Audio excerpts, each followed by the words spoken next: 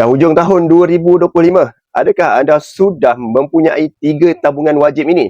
Tonton video ini sampai habis supaya anda dapat perbaiki kewangan anda pada tahun 2026. Setiap orang mahu kukuhkan kewangan, perlu ada sekurang-kurangnya 3 tabung utama. Pertama, tabungan kecemasan, iaitu simpanan tunai yang cukup untuk menampung sekurang-kurangnya 3 hingga 6 bulan pembelanjaan asas. Fungsinya adalah untuk menghadapi situasi seperti kehilangan kerja, kecederaan atau kecemasan keluarga.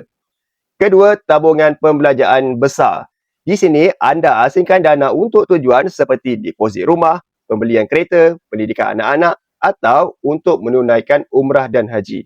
Tabungan ini dapat mengelakkan anda daripada berhutang setiap kali mahu membuat pembelian yang besar. Dan emas adalah instrumen yang paling sesuai untuk tabungan ini. Ketiga, tabungan pelaburan. Dana ini bertujuan untuk mengembangkan aset anda melalui instrumen seperti saham, hartanah atau bisnes.